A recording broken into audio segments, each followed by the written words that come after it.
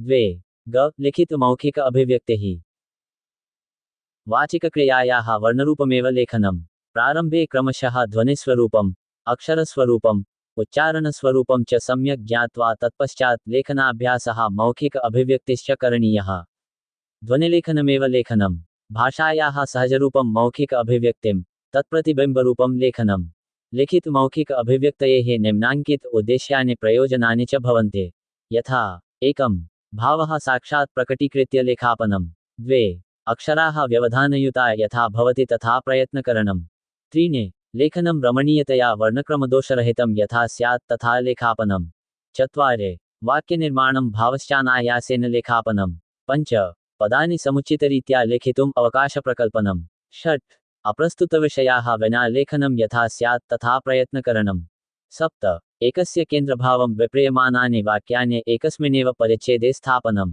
8 संक्षेपकरणे संक्षेप्य विस्तारकरणसमये विस्तृततया च लेखनम् 9 पठितुम् उत्साहजन्यं स्यात् लेखनम् 10 सूक्तयः प्रहेलिकाः सुभाषितानि राष्ट्रीयाः न्यायाश्च सन्दर्भानुगुणं लेखनम् 1 विविधभाषागतचिह्नान्यनुसृत्य लेखनं स्यात् 2 विषयाः क्रमपद्धत्या लिखिताः स्युः 3 कथनवर्णनसर्जनात्मकशक्तीनाम् उपयुक्तकरा अंशाः लेखने स्युः 4 विमर्शनात्मकनिर्णयात्मकरचनाश्च स्युः 5 कुलमत सामरस्यं राष्ट्रीयसमैक्यता नैतिकभावनाश्च रचनायां स्युः 6 पठनासक्तिः जायते 7 भावाविष्कारणशक्तिः वर्धते लिखित मौखिक अभिव्यक्तयेः निम्नोक्ताः विधयः क्रमेण आश्रयितुं शक्यन्ते यथा 1 माण्टसरीविधिः माण्टसरी महोदया लेखनशिक्षणे नेत्रयोः कर्णयोः हस्तयोश्च प्रशिक्षणे बलमादधाते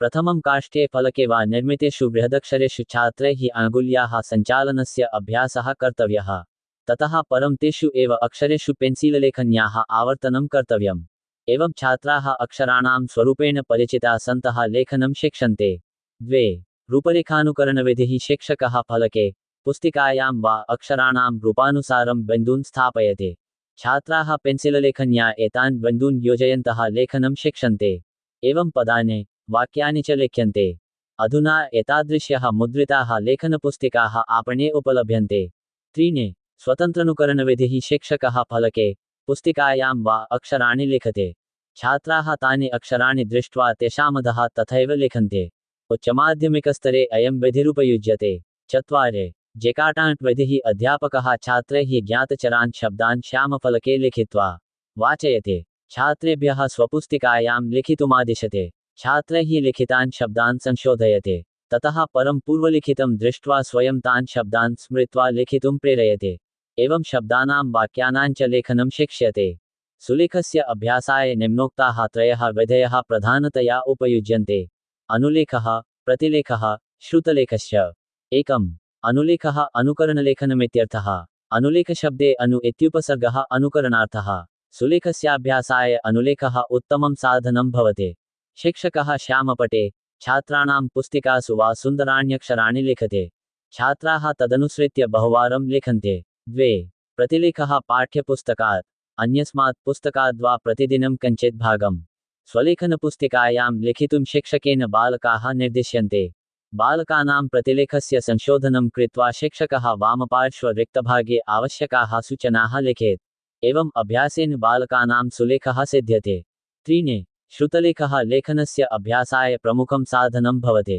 श्रुतलेखद्वारा सुन्दरलेखनस्याभ्यासः शीघ्रलेखनस्यापि अभ्यासः शुद्धलेखनस्याभ्यासश्च भवन्ति श्रुतलेखेन छात्राणां स्मरणशक्तिर्वर्धते श्रुतलेखे शिक्षकः प्रथमं सम्पूर्णांशं शुद्धोच्चारणपूर्वकं पठित्वा बालकान् श्रावयेत् द्वितीयवाचने लिखितुमादिष्टव्याः बालकानां लेखनात् परं पुनः शिक्षकः तृतीयवाचनं संशोधनार्थं कुर्यात् अन्ते शिक्षकः बालकानां श्रुतलेखसंशोध्य सामान्यदोषान् छात्राणां समक्षे स्पष्टीकुर्यात् एवमेतादृशेषु स्पष्टीकरणेषु यः निष्णातो भवति सः लेखनकौशले दक्षः भवेत् एवमेव उत्तमः रचयिता उत्तमलेखकः कविश्च भवितुमर्हति ज्ञानं चतुर्विधकौशलानन्तरं ज्ञानम् इति लक्षिताधिगमस्य कृते प्राधान्यमस्ति ज्ञानं पुनः त्रिधा विभक्तुं शक्यते 1 विषयज्ञानं 2 भाषाज्ञानं 3 साहित्यज्ञानं 1 विषयज्ञानं 1 संस्कृतपाठ्यपुस्तकेषु विद्यमानाः पाठाः।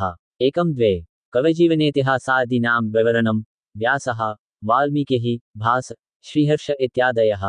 3 पाठ्यभागसम्बन्धानां पूर्वगाथानां विशेषाणाञ्च विवरणं।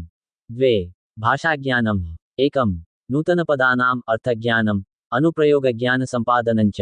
2 संस्कृतशब्दस्य व्युत्पत्तिज्ञानम्। 3 संस्कृतपदानां प्राकृतपदानां देशीयपदानाञ्च ज्ञानम्। 4 विविधपदानां विविधप्रत्यययोजनेन अर्थेषु समागतानां परिवर्तनानां ज्ञापनम्। 5 कर्तरिप्रयोगः कर्मणि प्रयोगे कथं परिवर्तनं भवतीति तद् ज्ञानसम्पादनम्। 6 पदस्य विभिन्नार्थेषु सन्दर्भोचितार्थज्ञानसम्पादनम्। 7 सन्धिसमासकारकादिज्ञानसम्पादनम्।